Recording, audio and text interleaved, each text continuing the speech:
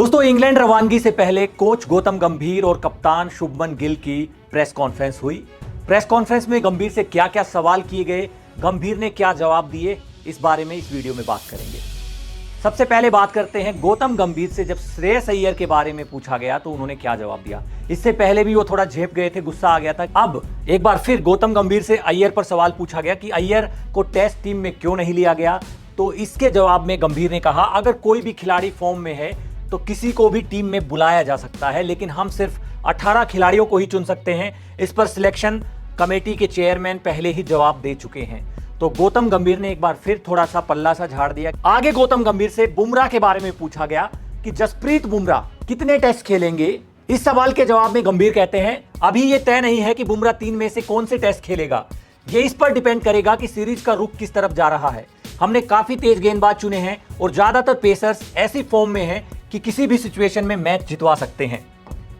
जसप्रीत बुमराह जैसा गेंदबाज अगर टीम में हो तो जितने भी मैच खेले हमारे लिए बहुत बड़ी ताकत है। हाँ, बुमराह का रिप्लेसमेंट ढूंढना आसान नहीं है, लेकिन जैसा मैंने चैंपियंस ट्रॉफी के वक्त भी कहा था, हमारे पास क्वालिटी बॉलर्स की कोई कमी नहीं है।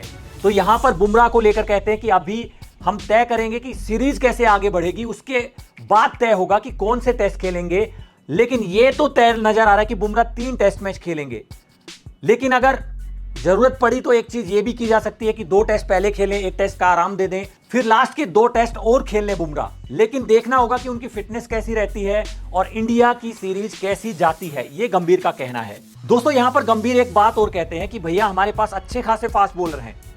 बेशक गंभीर ये कह रहे हैं कि हमारे पास अच्छे फास्ट बॉलर हैं, लेकिन आपने देखा होगा कि ऑस्ट्रेलिया में भी बुमराह के अलावा कोई बॉलर उतना खास कर नहीं पाया था।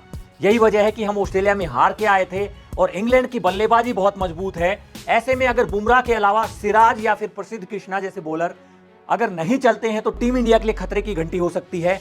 इसके बाद गंभीर से करुण नायर पर सवाल पूछा गया। करुण नायर की तारीफ में वो कहते हैं ये डोमेस्टिक क्रिकेट के लिए बहुत अच्छी बात है। इस सीजन करुण नायर ने 9 सेंचुरी लगाई, चाहे विजय हजारे ट्रॉफी हो या फिर रणजी ट्रॉफी। करुण नायर डोमेस्टिक में अच्छी फॉर्म में थे और उसी का जिक्र यहां पर गंभीर करते हैं। आगे कहते हैं, ऐसे खिलाड़ी का टीम में होना हमेशा फायदेमंद होता है जिसने काउंटी क्रिकेट खेला हो। उसने इंडिया ए के लिए भी डबल सेंचुरी मारी है। हम 1-2 मैचों में परफॉर्मेंस से उसे जज नहीं करेंगे। आप लोग कर सकते हैं लेकिन हम नहीं करेंगे। तो यहां पर सीधा संदेश है कि करुण नायर को कम से कम ये सीरीज पूरी खेलने को मिलेगी।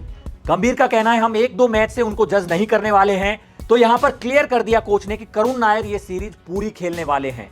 इसके अलावा उन्होंने जो कहा कि काउंटी क्रिकेट खेला हो वो खिलाड़ी फायदेमंद रहेगा, ये उन्होंने इसलिए कहा क्योंकि पिछले साल करुण नायर ने काउंटी क्रिकेट में जाकर भी डबल सेंचुरी लगाई थी और अब इंग्लैंड लॉयंस के खिलाफ एक बार फिर डबल सेंचुरी लगाई है। तो करुण नायर ने दिखाया है कि इंग्लैंड की पिचेज उनको रास आती हैं। तो जो लोग बात कर रहे हैं कि इंग्लैंड किस कंडीशंस में जहां बॉल स्विंग भी करती है, उछाल भी अच्छा रहता है, वहां इंडिया के बल्लेबाज कैसा करेंगे, तो करुण नायर में कम से कम वहां पर दम नजर आता है। और कोच गौतम गंभीर भी उन पर भरोसा जताते हैं और पूरा मौका देने की बात करते हैं।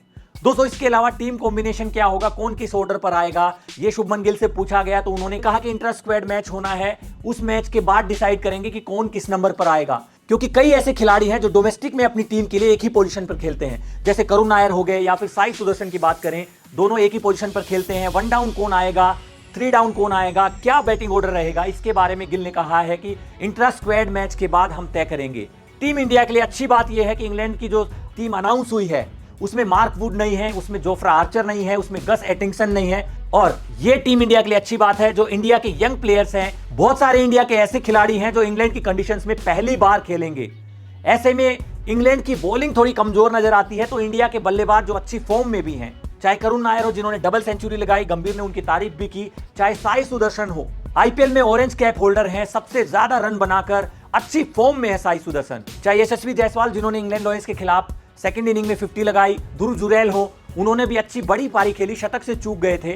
तो ये तमाम चीजें इंडिया के पक्ष में अभी नजर आती हैं। लेकिन इंग्लैंड का दौरा बहुत टफ होने वाला है। इंग्लैंड की स्विंग वाली कंडीशंस में कैसा परफॉर्म करेंगे हमारे यंग बल्लेबाज और बुमराह को कैसे मैनेज किया जाएगा, उनके वर्कलोड को कैसे मैनेज किया जाएगा, कौन से टेस्ट खेलेंगे, ये बहुत टफ सवाल है जो इंडिया के सामने है। देखना होगा कि क्या टीम इंडिया इन सवालों का तोड़ निकालती है और कैसा परफॉर्म करती है।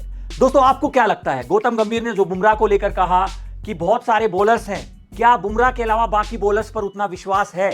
और आपको क्या लगता है, क्या यंग टीम इंडिया जो इस बार इंग्लैंड को चुनौती देगी, क्या वहां पर कुछ करिश्मा हो सकता है? क्या गंभीर गिल की जोड़ी इंग्लैंड की टफ सीरीज में जीत हासिल कर सकती है?